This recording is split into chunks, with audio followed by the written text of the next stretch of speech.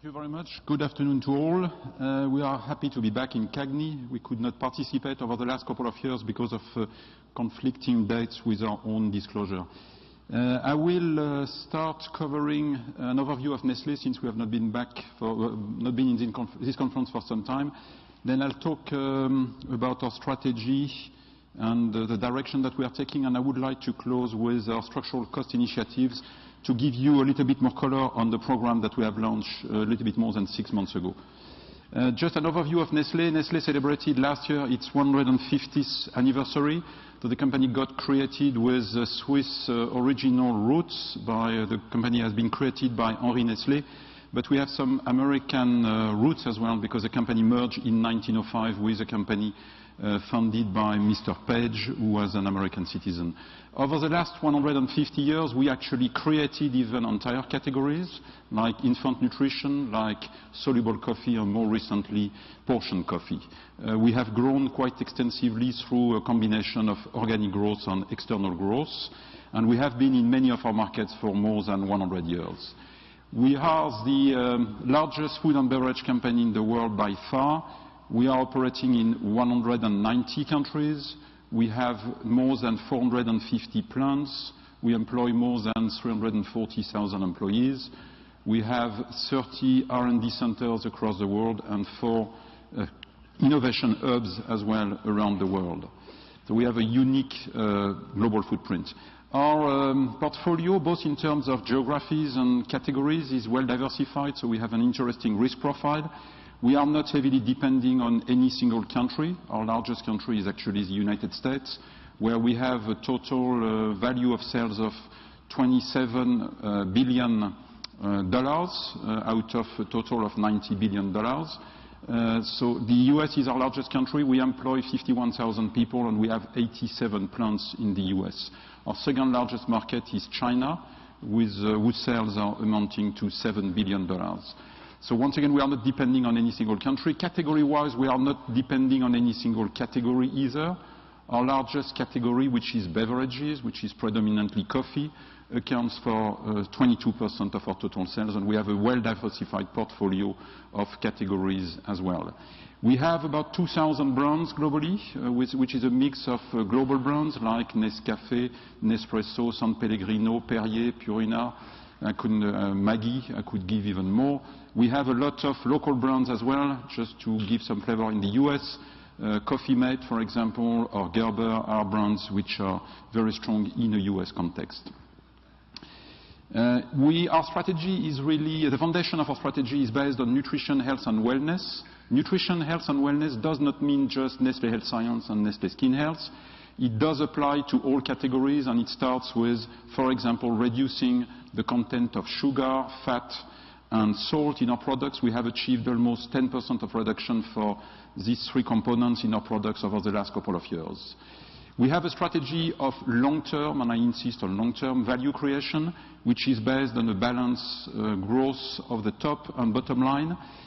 To do that, and we expect to be by 2020 in mid-single-digit organic growth levels. To do that, our new CEO, Mark Schneider, presented it at the occasion of our full-year results a few days ago. We have identified clear building blocks. The first one is to invest selectively in categories and regions that have a strong growth potential. Regions, Mark mentioned the other day, Asia, and Wan Ling will cover it in a few minutes. When we talk of fast-growing categories, Mark mentioned coffee, water, and pet care. These 3 categories are already growing north of 5% with a strong potential to go even further than that. What we need to do as well is to address our underperforming businesses. Yinlu, for example, is a business that is underperforming today, and Wan Ling will talk about it in a few minutes. And Jeff will share with you exactly what we have done to turn around our frozen food franchise in the United States with a lot of success. We will need to be active in portfolio management. We have been, and we can do some bold moves as well. What we have done with the creation of Froneri in ice cream, partnering with the private equity firm recently. The disposal of Davigel that we did at the end of 2015 is a good example of what we can do as well. This is a sizable business at the end. It's about 800 million euros of sales. We are really in the business of innovation. I'll come back to that. We are strongly investing as well in digital. I'll detail it a little bit later as well. We have a strong culture of cost efficiency, and this will be the later part of my presentation, and we are now executing new programs. We value a lot shareholder return, so we have a growth-oriented dividend. I'll show you a chart in a few minutes. And in order to get there, we are valuing a lot cash flow generation, and we are very well positioned in the industry as far as cash flow generation is concerned. We have a very careful approach to capital allocation, including M&A. That being said, we have been doing quite a lot. Just as an example, we spent $40 billion of acquisition over the last 8 years. Just looking briefly at the profile of our growth over the last 3 years, the blue part is what we call RIG, which is real internal growth, a combination of volume predominantly as well as mix. As you can see, we are clearly at the higher end of the industry. Last year we achieved 2.4% of RIG, which puts us clearly at the number one position among the big players in the industry. This is important, volume growth, because this is about share of stomach, this is about share of shelf space in the trade, so we are really creating substance for the future there. Pricing has gone down over the last couple of years, predominantly as a consequence of deflationary environment in Western countries, combined with very low commodity pricing level, which we have seen, by the way, some turnaround about 9 months ago. So this should help us a little bit further in the future. We have been driving significant efficiencies in throughout our P&L. The good illustration of it is the fact that we have been able to increase our gross margin by 350 basis points over the last 4 years. This is a consequence of our efficiency program called NCE, Nestlé Continuous Excellence, where we deliver north of 1.5 billion Swiss francs of savings a year. Last year it was even more than 1.7 billion. This is combined with portfolio management, this is combined with premiumization, as well as there is one component, which is a smaller component though, of tailwind in terms of commodity pricing. Part of what we have achieved in terms of savings have flown through the bottom line. We have increased our trading operating profit by 28 basis points on average over the last 4 years. Last year it was 30 basis points. If we look more specifically last year at food and beverages, we increased our margin by 50 basis points, 50. Food and beverage accounts for 95% of our total sales. And this is even after restructuring cost, and we doubled our restructuring cost last year, which means that food and beverage before restructuring cost increased by 65 basis points, which is a level that we have not seen for quite some time. We are generating a strong cash flow, 11.3% of sales last year, which puts us at the higher end of the industry clearly. Not only do we generate a high level of cash flow, but it has been very consistent over time. We value shareholder return, as I said earlier, so we have increased our dividend over the last 22 years. We are proposing another increase to the annual meeting of shareholders in a few weeks. And actually, we have not decreased our dividend over the last 75 years. We have even increased our dividend in Swiss francs, which, as you know, is a currency that has revalued. We have increased significantly our franchise in emerging markets. Wan Ling will talk about it in a few minutes. 42% of our sales. It was 10 points lower 10 years ago. This is important because we have a higher level of profitability in emerging markets. So not only do emerging markets contribute a higher level of growth, between, let's say, 3 to 5 times higher level of growth as in developed markets, but it is a more profitable driver as far as the bottom line is concerned as well. We do invest a little bit more in marketing, but it is positive for the bottom line. We do not invest only in marketing, we invest in R&D. We invest a lot as well in new forms of distribution and new forms of interaction with consumers. And one good illustration is the success that we have reached with e-commerce, which almost accounted for 5% of our total sales last year, while it was only 2.9% in 2012. If it were a country, I think it would be our third or fourth largest country. Our e-commerce sales have increased by 18% last year, and if we put aside Nespresso, it's even 34% increase. And we have a higher market share in 57% of the businesses where we can measure our market share online and offline. We have a better market share online in 57% of the cases. So we are doing well as far as e-commerce is concerned. We are playing in the right categories. We are playing in 7 of the top fastest growing category in the food and beverage industry, which is really good. We are talking of soluble coffee, bottled water, milk formula, and so forth. And not only are we playing in the right categories because they drive growth, but we have leading position in these categories. We are number 1 or number 2 worldwide in these 7 categories. We are in the business of innovation. About a third of all the products that we have on the market were not on the shelves 3 years ago, so we renovate almost a third of our range every 3 years, renovate or innovate. It takes different shapes and form. It can be about premiumization. You have an example there with premium chocolate, Les Recettes de l'Atelier in Europe, which is currently present in 8 countries, which grew by 34%. You can see there as well Nespresso Virtual Line, which is a different system than the original system because it's a different technology, it's a different coffee experience. It provides the opportunity to do long coffees as well. This is a system that we market in the US. We now market it in Europe as well. We started in France in November last year. Innovation can be scientifically driven as well. This is the case of Illuma, for example, on the right bottom corner there. This is a product that did not exist a little bit more than 5 years ago, and we reached 900 million Swiss francs of sales in China alone last year, and the product still grew by 34%. We are very focused in terms of promotional support. We invest about 80% of what we do behind our 34 billionaire brands, so it's not such a large number relative to our size. And these products are growing much faster than the rest of the range, and they drive a higher level of profitability. So we are very focused in terms of marketing support. We are really addressing well the polarization of consumer trend. We are doing a good job in premiumization, which is growing 3 to 4 times faster than the average of our range. So it accounts for 19% of our total sales. We are putting a lot of emphasis as well on the affordability concept, or what we call PPP, which is growing as well faster than our total sales, fully addressing the needs of consumers. What we do in terms of nutrition, health and wellness is also not only relevant for consumers because we bring healthy propositions to them, it is also relevant to our shareholders. If we split our total sales in 2 parts, the part that is more NHW and the part which is less nutritional health and wellness, it doesn't mean it is not, it means it is less. We can see that the part that is more NHW is growing 80% faster.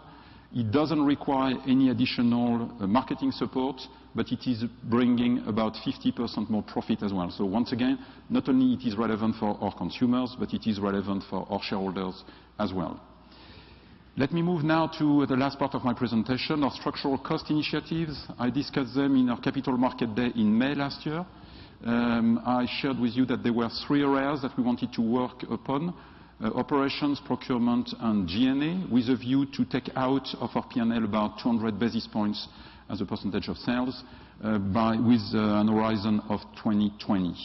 Let me now share where we are with some of these projects. As far as operation is concerned, the objective is really to sweat assets, to increase our capacity utilization, and to reduce our cost of doing business from a manufacturing and supply chain point of view.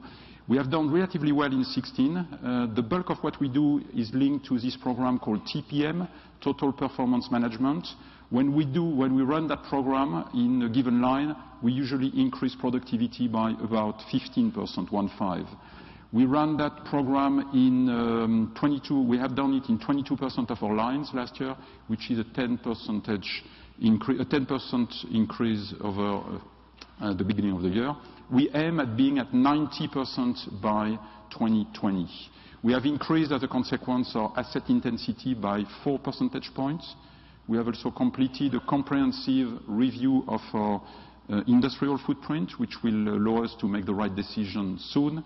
And we have last year closed or sold 8 factories. Looking at procurement, the idea there is really to consolidate more procurement activities above market so as to be able to leverage on scale. We used to buy only 40% of what we source in terms of goods and services above market and 60% at market level. We are looking at reversing the percentage and buying 60% above market. To do that, we are creating 3 global hubs, one for Asia, one for Europe, one for the Americas. We have already set these 3 hubs, and 60% of the positions have been staffed. 6 markets have already been transferred to this new setting, and 3 categories, dairy, laminates, and media, are already operational. So we expect to deliver already some savings in 2017 and the following years. NBE, Nestlé Business Excellence, which is largely the combination of what we call Globe, or IS and IT systems, as well as our shared services. This is about simplifying, standardizing, and sharing some non-consumer facing activities. In order to do that, we need to align and have comprehensive and standardized business processes, for example, source to pay or hire to retire for the staff. We have already completed 4 out of these 6 process designs. We have increased the contribution of shared services, what we share above market, from 6 to 10% already. And we have created 2 new shared services centers, one in Portugal and one in China, taking the total to 9.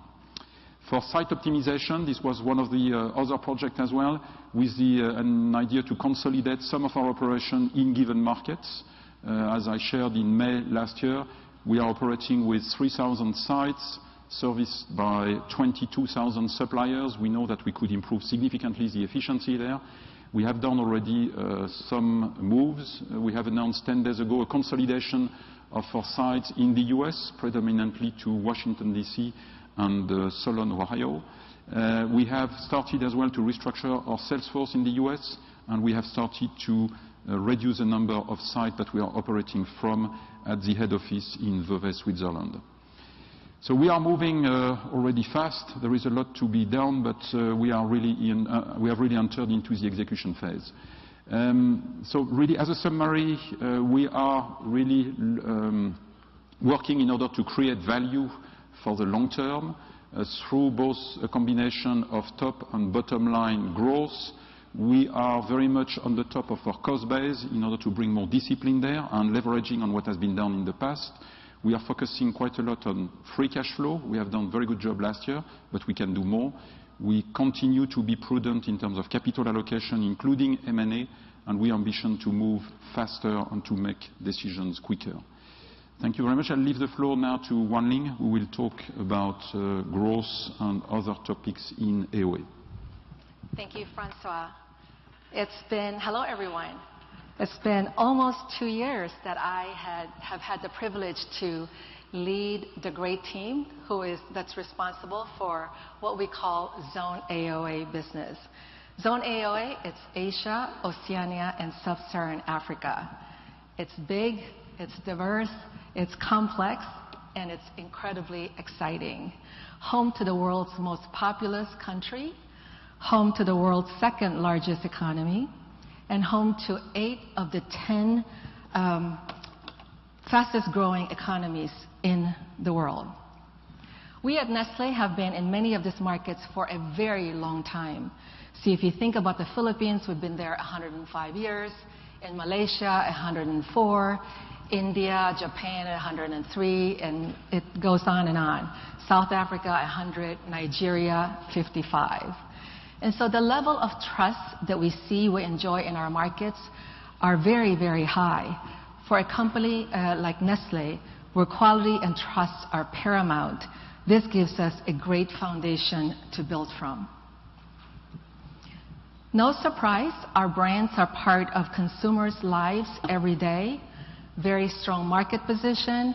Our share of wallet, for instance, in the Philippines is the highest in the group. And this is thanks to the investments made by our company over many, many years.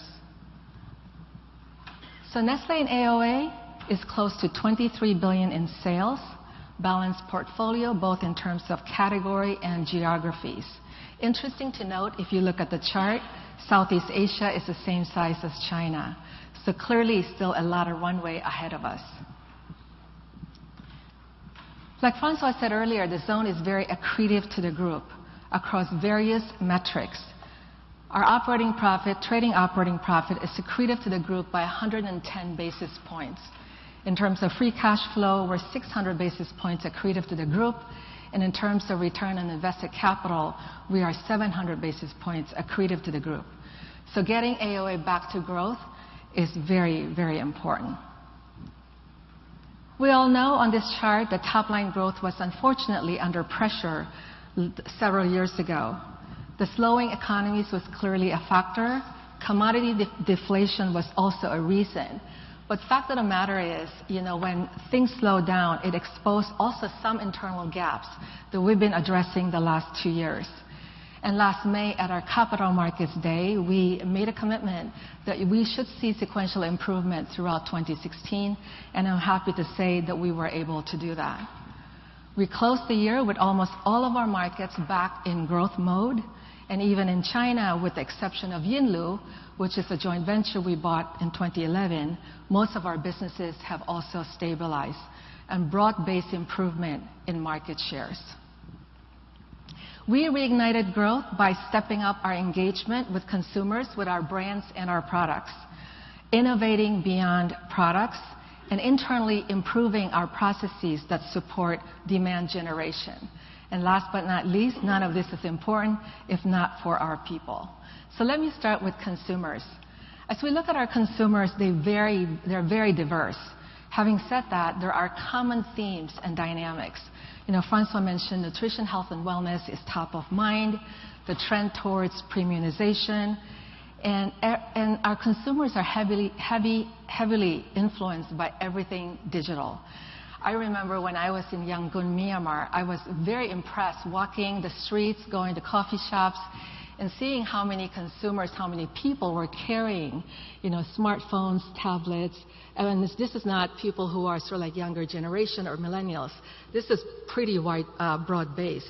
And so very impressed with how technology, how many places they're leapfrogging and embracing technology much faster than some of the developed markets that we've seen.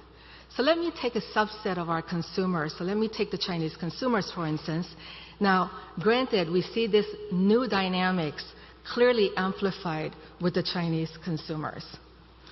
Chinese consumers are aspiring to live a better life, and so they are trading up to more premium product, you see here. And when there is spare money to spend, food remains amongst the top categories.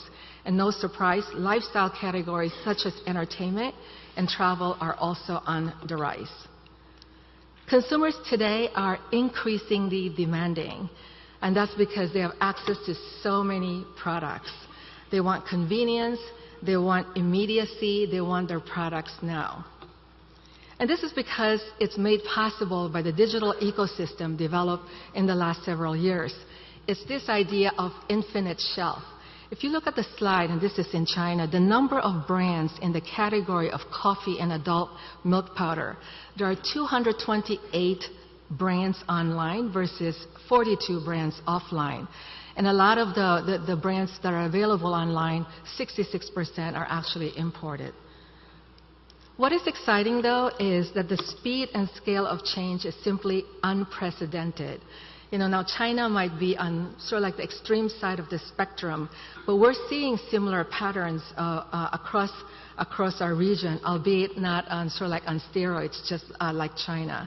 So let me start by talking about how we're engaging differently with our consumers, with our brands, and our products. For those of you who are not familiar with Milo, Milo is a chocolate malt beverage. It's one of our, Milo brand is one of our billionaire brands in Nestle, extremely strong in Malaysia and the Philippines. I grew up drinking Milo, so you can tell it's really great. Milo has been traditionally consumed in the morning for breakfast at home. We identified a new consumption occasion, which is this idea of nutrition on the go. And this has delivered great results for us. Milo in 2016 grew 27% in AOA with very little cannibalization on our powdered business. Another example I want to talk about is this. It's often said that global companies cannot compete with local players. And I'm here to say that that is not the case. Nescafé Dolce Gusto is now in 80 markets, 80. It is the most global coffee system solution in the world. And yet we are able to take this global system solution and make it even more relevant to our consumers in Japan. You know, the preparation, and this we did with the launch of the Uji matcha tea. The preparation of matcha is highly ceremonial, it's very difficult, it's complex, and so leading to low consumption levels. But with Nescafé Dolce Gusto matcha, it allows the preparation of sort of like your perfect cup of matcha with the touch of a button. And I'm happy to say that Nescafé Dolce Gusto Uji matcha ranked #1 today in the Japanese tea category online, which is unbelievable. Another example of locally led innovation, and this is, we did it based on crowdsourcing of consumer insights. So let's take a look at this 2-minute video.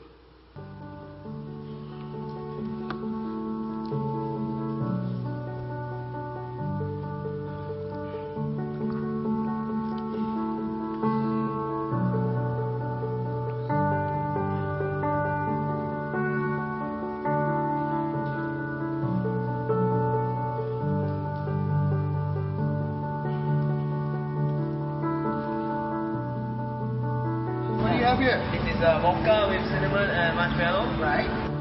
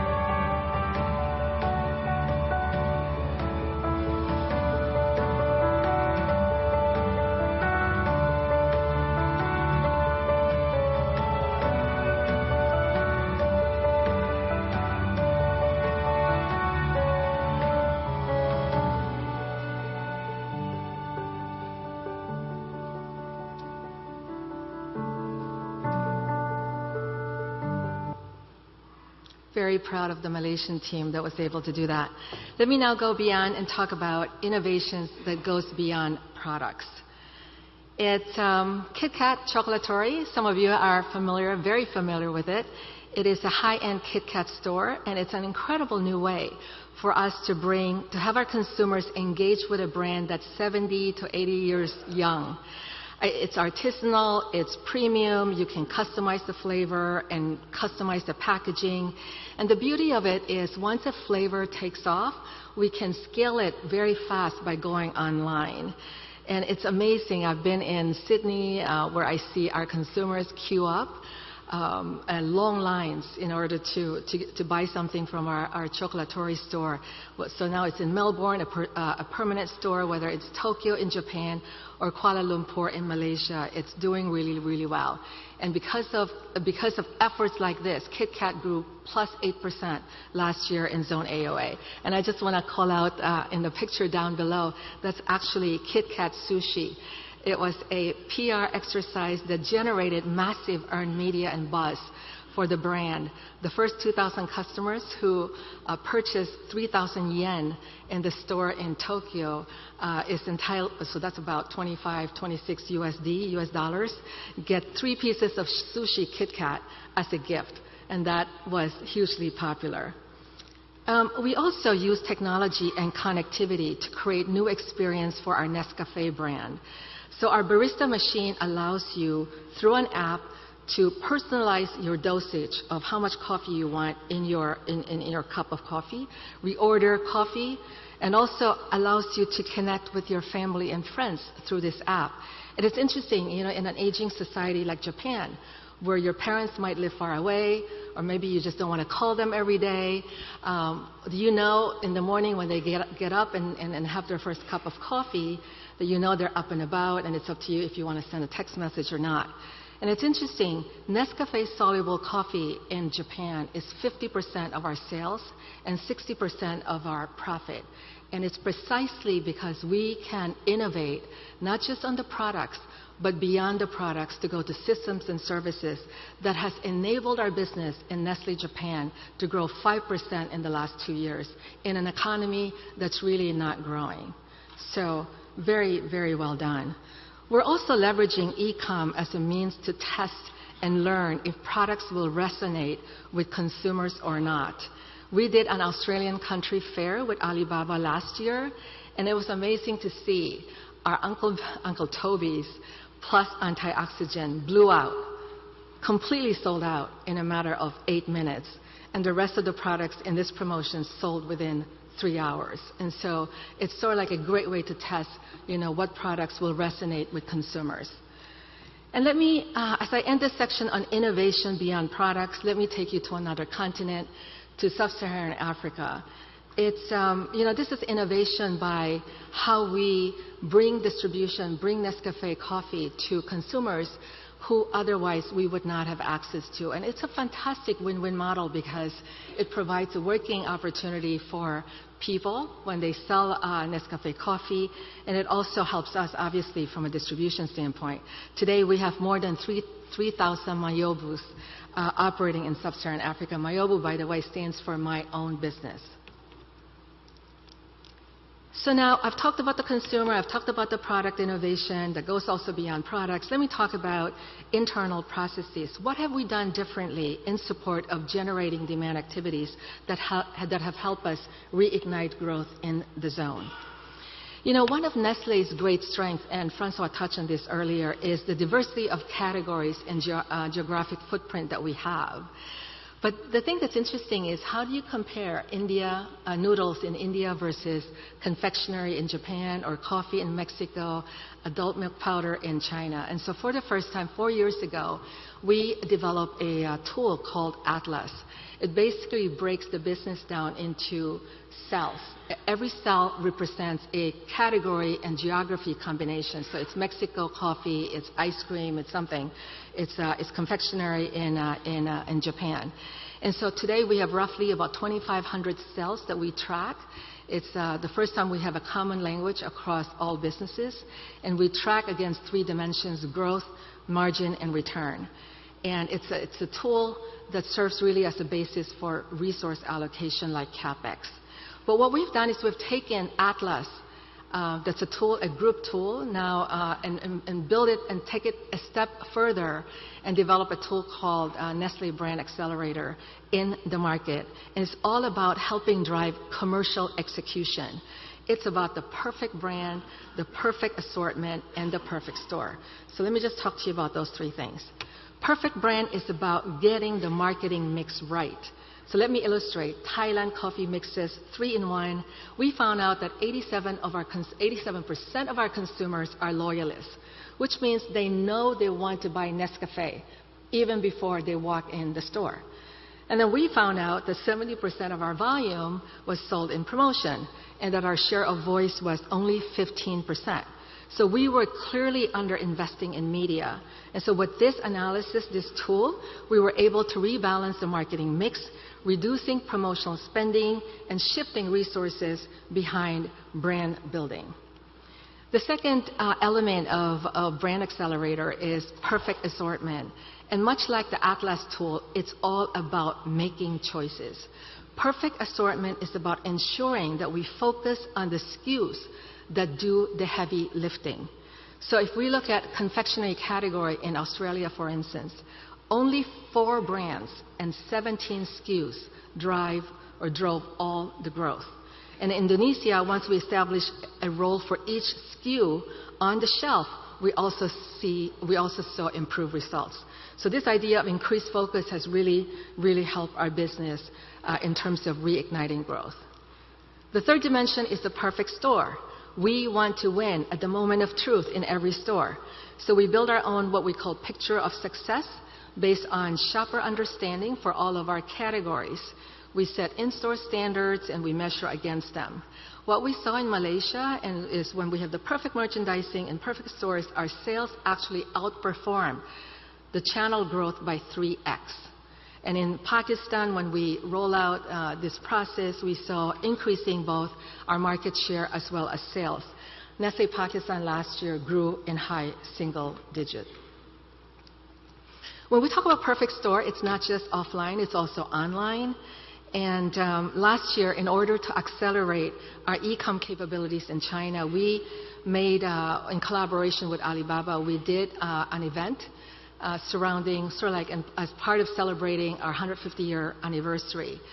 And this was as much an opportunity to learn as well as a commercial activity.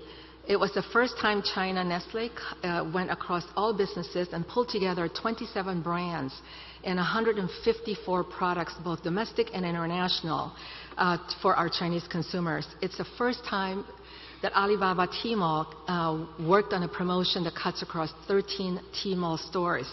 And it's the first time an FMCG company, in collaboration with Youku, which is like the YouTube in the US, and did a VR campaign. And so really happy with the results. 11 million unique visitors. We sold 2x our expectations in terms of sales. And the brilliant part of it was for the people who came online and bought our products, 70% were brand new buyers who never bought a Nestle product online. So it was brilliant. But like I said, it was as much a learning opportunity as it was a commercial opportunity.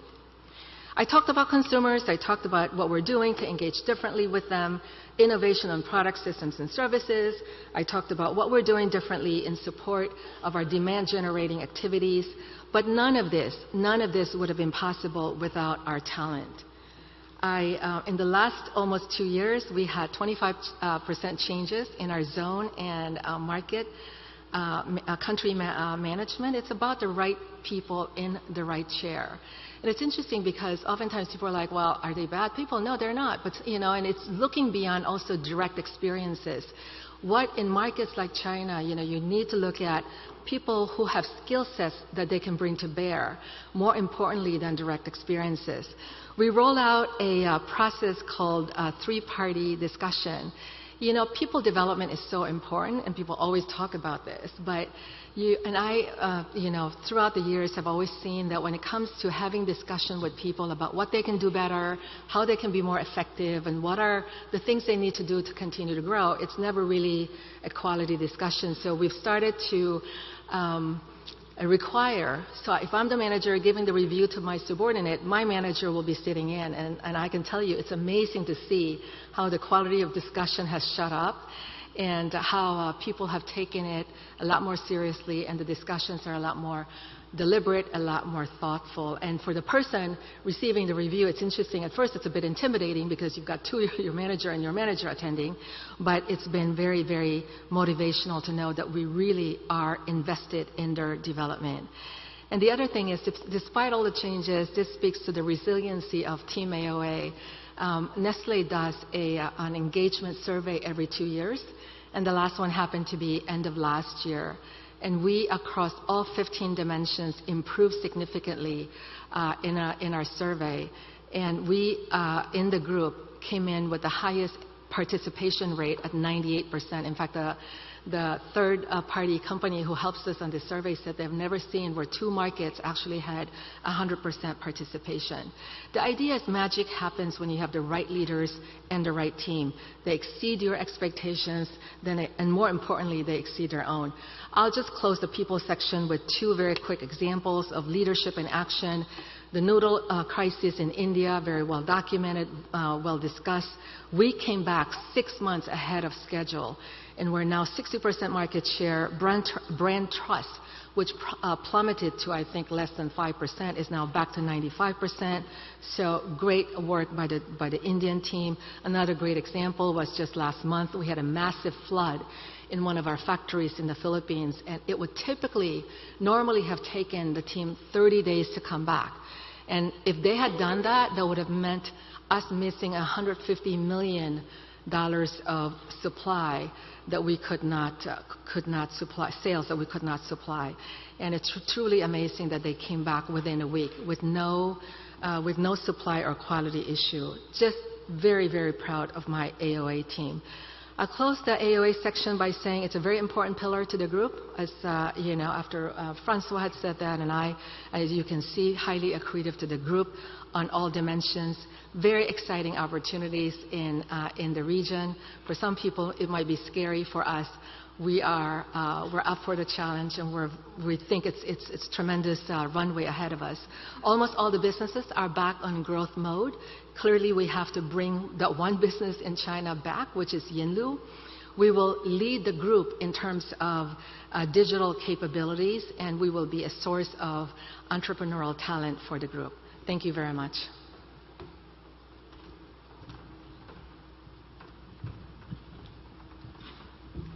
So thank you, Wan Ling, and I'll talk a little bit about Nestle in the U.S. and go a bit deeper on the performance of our frozen meals business over the last few years. So this is the representation of Nestle in the U.S. François covered a similar point. So we're 30% of the global business for Nestle. And on the right, you can see the businesses, the relative percentage of the businesses in the U.S. I'll be talking primarily about frozen food and more specifically about frozen meals within frozen food, which is one of the larger businesses we have in the U.S. So in the U.S., we compete in very large categories, and generally speaking, we have a very strong presence in each of these categories. The one for frozen food I'll be speaking about is a $17 billion category, and we are the #1 player in that segment. We manage frozen meals as part of Nestle Prepared Foods, and this here gives you a relative sense of the size of the various businesses. The two frozen meals businesses are Stouffer's, which is 60% of prepared foods, split pretty evenly between multi-serve for families and single-serve for individuals, and Lean Cuisine, which is roughly half the size of Stouffer's. So this is a little bit of history on the frozen meals category, and you can see the category peaked in 2011 and declined pretty steadily for the following 4 years through 2014 at a CAGR of about -2.7. That's actually a loss of about $800 million in total category value over that time period. And I actually joined the business in April of 2014. For those of you that went to the Nestle Investor Seminar in Boston of that year, you might mention that I referred to the need for bold and dramatic change for us to improve the overall health of the category and certainly the health of our own business. I'll show our numbers in just a few slides. So here's a summary of what we did to fundamentally change our business and to return it to growth. The first is to really understand what is happening with the consumer dynamics in the U.S. as it relates to food and make sure that we adapted to make sure that our brands were relevant in that context. One key thing we did was to start to move to clean labels across our entire portfolio, and I'll show you a couple examples of that on the coming slides. We also were able to find new attractive territories to where we could leverage our brands to expand and acquire new growth. We have very good relationships with the digital and social platforms, and we were able to do a much better job in that media with the turnaround efforts we made. And finally, we moved to a total market approach, being very inclusive in all the communication that we had to our consumers. So I'll start by just going a little bit deeper on Stouffer's. Stouffer's was stable pretty much all the way through the downturn of the category, but we believed it was an opportunity for growth. And so we've made a couple of fundamental changes to the Stouffer's business that have really helped. The first is to move very strongly into clean label. So here I'm showing you one of our more popular products is lasagna. This is specifically meat and sauce lasagna. And if you go back even just a year ago, we would have had 83 words on that ingredient deck, and today we're only featuring 35 words. And yes, the length of the ingredient deck is important. Also important is the words that are in the ingredient deck. So if you look at what we're making our meat and sauce lasagna from today, it's very similar to the way we would make that same product at home. We also have found new ways to reach new consumers through leveraging our brand equities. One very good example of that is the launch of Fit Kitchen, which is a line of high-protein meals for active consumers. Each meal contains 25 grams of protein or more. We launched this business in mid-2015, and just 2016 it was already a $50 million, just shy of a $50 million business. So we've made really good progress there. I'm going to show you a couple of examples of what we've done to launch Fit Kitchen. The first will be a TV commercial, and the second, and immediately thereafter, will be an online video that we trafficked through digital and social media.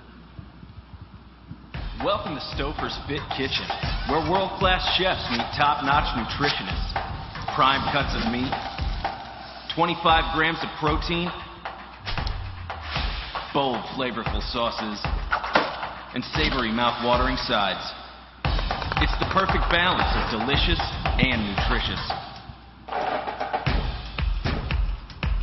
making it just the right fit for you.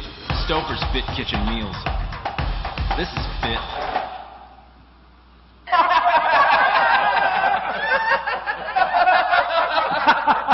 Do you feel you're missing out on a great lunch? Well, that's because you are, but not because of juicy office gossip.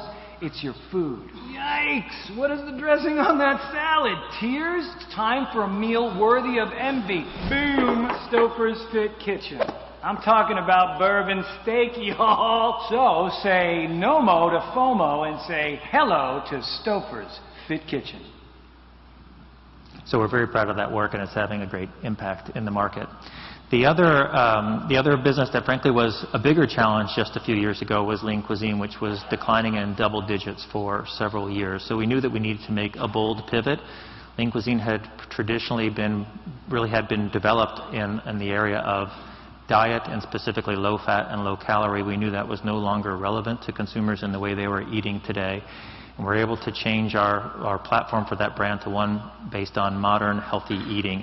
A few of the ways we brought that to life were by resegmenting our range from a sea of white boxes to 4 very distinct sublines within the range. You can see 2 of them here. And also changing our benefit platform from low fat and low calorie to things that are very relevant to consumers today, like gluten-free, high protein, organic, non-GMO.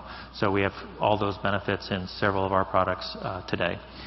We've also really changed the culinary approach that we have for Lean Cuisine from what I would say is more standard staple items that you'd find kind of commonly across all items to much more bold, adventurous, oftentimes ethnic food that's selling really well for us. So this is going really well, and we're really happy with the progress we've made here. I'll show the numbers in just a second. But let me first show you the TV commercial that we relaunched with, and that'll be followed immediately after with an online video. I'm working when you're sleeping. A lot of moms come in nervous. They look at me, they say, I can't believe I did this. I say, I told you you could do it. It's just a normal thing that happens at 3:23 a.m. And you finally get a minute to yourself to just breathe. I try to live a healthy lifestyle, and Lean Cuisine's really changing it up so I can eat the way I want to eat. Feed your phenomenal with Lean Cuisine.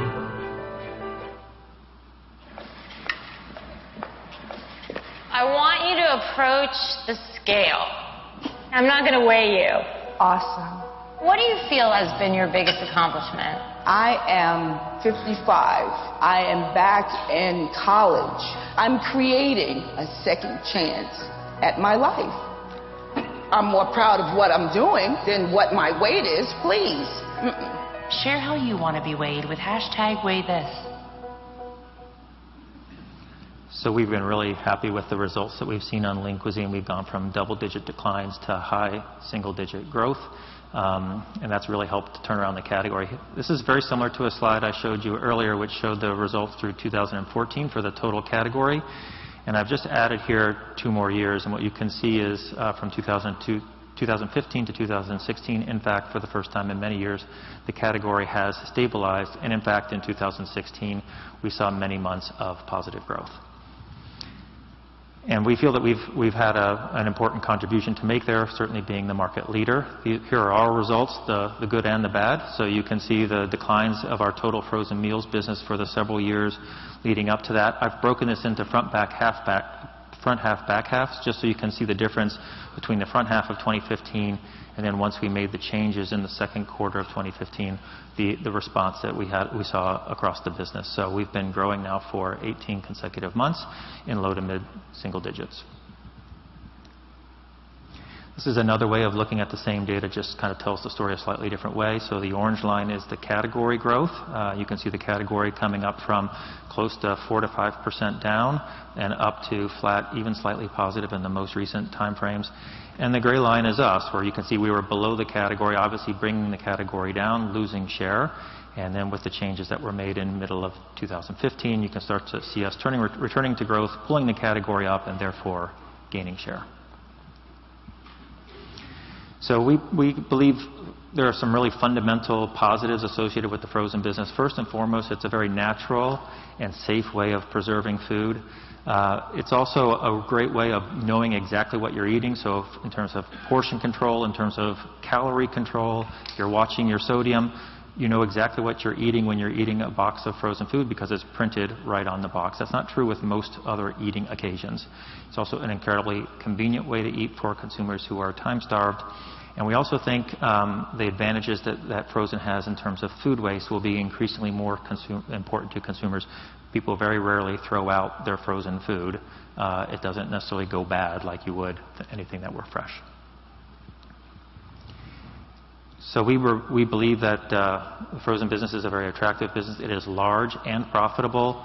You can see the trends are improving. There are some high growth segments that we have not yet fully penetrated that offer us incremental growth opportunities. The e-commerce side of frozen has been slower to develop, particularly because of the last mile solutions. Tended to come first in ambient, then in chilled, and now we're coming in frozen, so there's growth to be had there. And most importantly, both the suppliers and the retailers have renewed interest in this category and renewed investment. So how do we sustain the performance going forward? The first is we have to really keep a close eye on the consumer and where the consumer is going and making sure that we're staying one step ahead. I'm showing a couple of examples of things we'll be doing later this year. We also see many opportunities to extend our existing brands into new high growth and attractive segments. We're doing a lot of work that Francois and Wan Ling have already referred to in this area of finding cost efficiencies, and we will use those efficiencies, one, to drive ROIC, but also to reinvest in the business for further growth. And finally, I believe with all the things I've shown you and the things here on this slide that this is a business that we can continue to grow in the low to mid single digits. So thanks for your time and attention, and I think from here we go to Q&A. Yep. Thank you.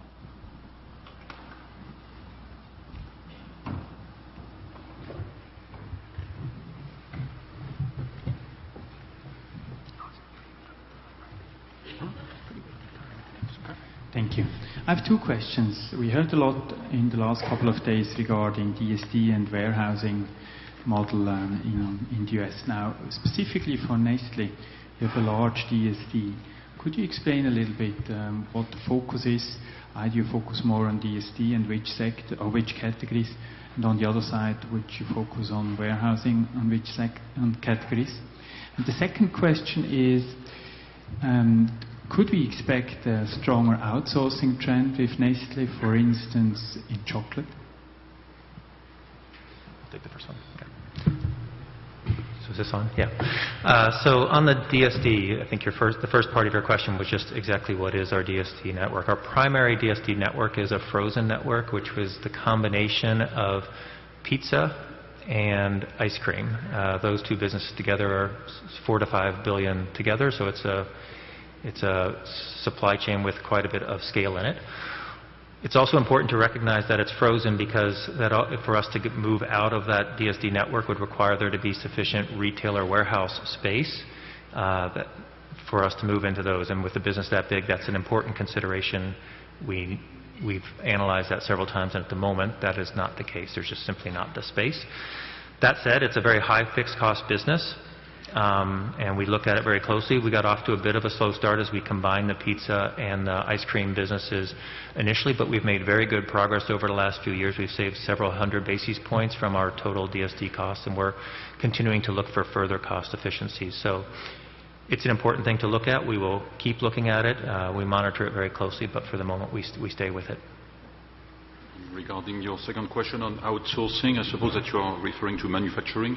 We do quite a lot of outsourcing already, especially in the US, not only for confectionery, but we do it across the board whenever it is relevant from an economic point of view and from a quality point of view. So this is not something that we are against at all.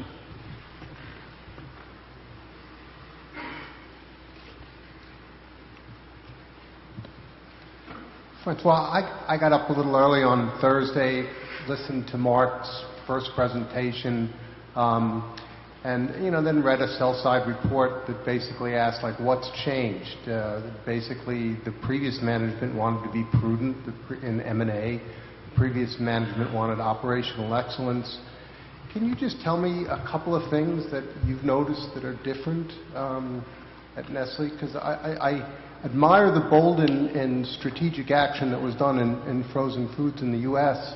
I just think there's kind of a bigger, plate in terms of fixing the company. First, I don't think that there is a need for a dramatic change overnight, and you could not expect that Mark, after coming, or 6 weeks after coming, is going to announce significant changes. I think that there will be certainly some changes going forward, but you could not expect that he would introduce dramatic ones or announce dramatic ones just 6 weeks after having taken his job.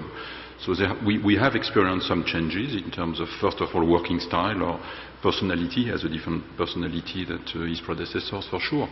But you will certainly see some changes going forward, but not in the first few weeks.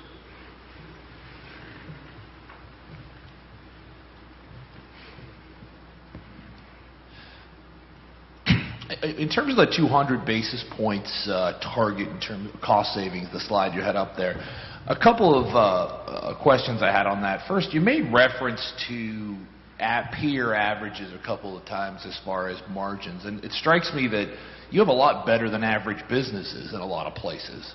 Is there some maybe potential for the business to be over time, a little bit higher than peers because of the quality of the businesses you do have and the brand equity?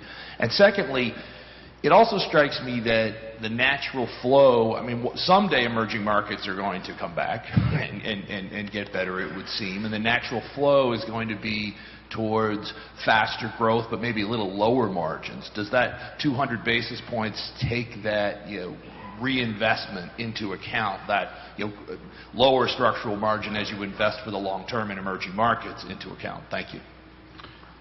On emerging market, as I indicated, we have a higher margin in those markets, and we believe that this is something that is highly to stay there. One thing, I don't know if you want to comment, but there is no reason why it would be different in the future.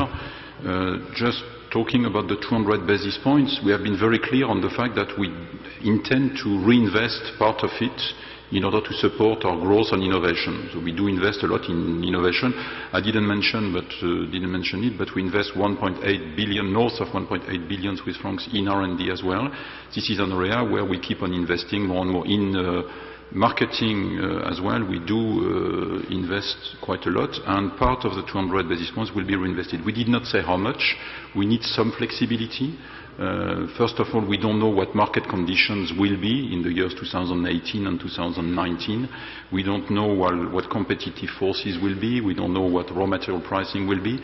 But we will certainly let some of it flow to the bottom line. Just to give you an indication, I mentioned in our Capital Market Day in May that in the past 3 years, 15% of the savings that we had generated had flown to the bottom line, to the trading operating profit.